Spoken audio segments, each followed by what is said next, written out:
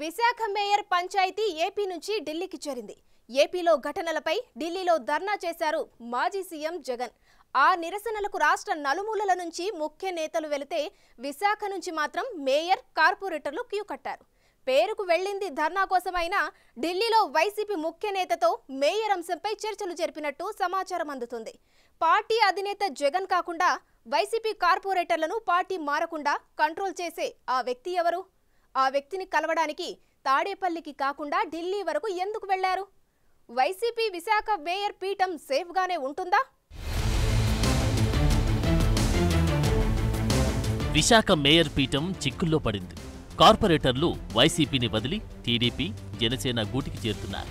2019లో అధికారంలోకి వచ్చిన తర్వాత జరిగిన లోకల్ బాడీ ఎన్నికల్లో వైసీపీ మెజార్టీ స్థానాలను గెలుచుకుంది.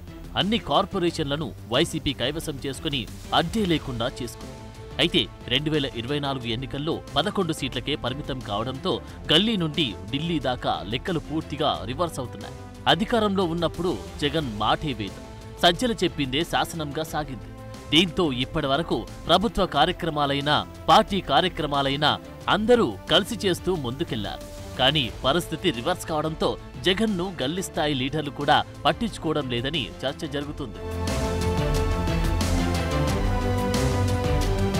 విశాఖ మేయర్ పీఠం చిక్కుల్లో పడ్డా కూడా పార్టీ అధినేతగా జగన్ ఆ సమస్యను పరిష్కరించడానికి చొరవ చూపకపోవడం పెద్ద చర్చకు దారితీస్తుంది. ఉత్తరాంధ్రకి తలమానికమైన విశాఖలో రాజకీయాలు భిన్నంగా ఉంటాయి. 2019 ఎన్నికల్లో జగన్ సునామీ సృష్టించి రాష్ట్ర వ్యాప్తంగా 151 సీట్లు సాధించినా విశాఖ నగరంలోని 4 ఎమ్మెల్యే సీట్లు మాత్రం గెలుచుకోలేకపోయింది. ఎమ్మెల్యే ఎన్నికల్లో ప్రజలు వైసీపీని గెలిపించకపోయినా తర్వాత జరిగిన విశాఖ మున్సిపల్ కార్పొరేషన్ ఎన్నికల్లో మాత్రం 59 మంది మేయర్ పీఠాన్ని చేజిక్కించుకున్నారు. 2019 ఎన్నికల్లో విశాఖ తూర్పు నుంచి సీటు కోల్పోయిన వంశీకృష్ణ శ్రీనివాస్ యాదవ్ తర్వాత జరిగిన ఎన్నికల్లో కార్పొరేటర్గా గెలిచి మేయర్ అవ్వాలనుకున్నారు. వంశీకి హామీ ఇచ్చిన సీఎం జగన్ మేయర్గా హరి వెంకటకుమార్ని సూచించడంతో వంశీకృష్ణ యాదవ్ జీర్ణించుకోలేకపోయారు. తర్వాత స్థానిక సంస్థల ఎమ్మెల్సీగా బరిలో నిలిచిన వంశీ ఎమ్మెల్సీ అయ్యారు. పార్టీలో ఎలాంటి ప్రాధాన్యం లేకపోవడంతో 2024 ఎన్నికల్లో వైసీపీని వదిలి జనసేన పార్టీలో జాయిన్ అయ్యారు. ఎన్నికల్లో విశాఖ దక్షిణ నియోజకవర్గం ఎమ్మెల్యేగా గెలుపొందారు. వైసీపీకి రాజీనామా చేసిన సమయంలోనే విశాఖ మేయర్ పీఠాన్ని వైసీపీ నుంచి దూరం చేస్తానని శపథం చేసిన వంశీ గెలిచిన తర్వాత తన పని మొదలుపెట్టారు. దీంతో జనసేన పార్టీలో 5 కార్పొరేటర్లు జాయిన్ అవ్వగా మరో 7 టీడీపీ తీర్థం పుచ్చుకున్నారు. విశాఖ వైసీపీ పార్టీలో ఉన్న లోపాలన్నీ తెలిసిన వంశీ కార్పొరేటర్లను దూరం చేస్తూ ఉండడంతో మాజీ మంత్రి గుడివాడ అమర్నాథ్ రంగంలోకి దిగారు. వైసీపీ కార్పొరేటర్లు బుజ్జగించే ప్రయత్నం చేశారు. ఇప్పటికే 12 మంది పార్టీ వీడగా మిగిలిన వాళ్లను కాపాడుకుని మేయర్ పీఠాన్ని రక్షించుకునే పనిలో పడ్డారు.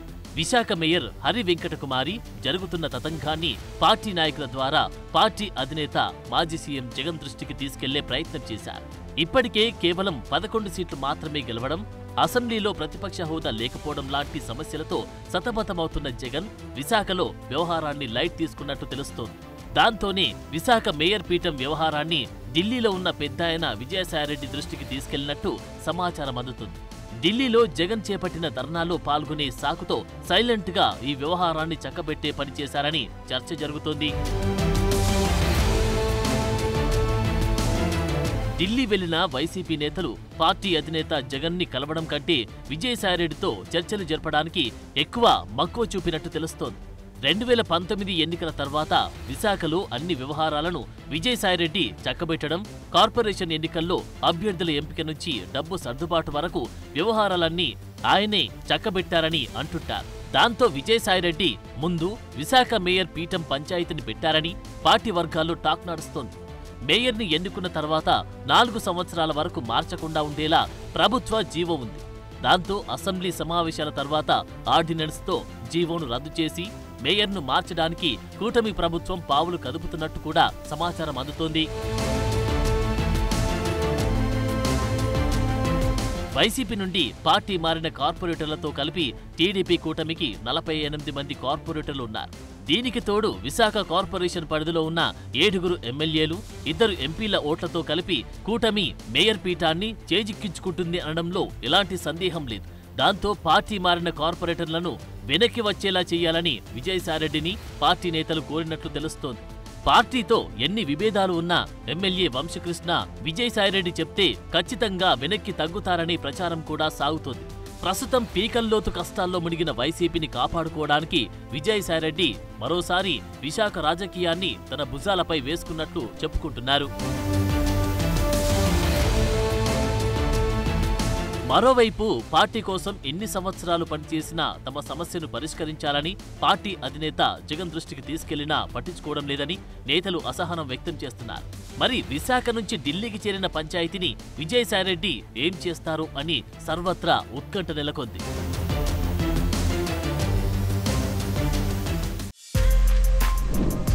For more videos like this, subscribe Big TV channel.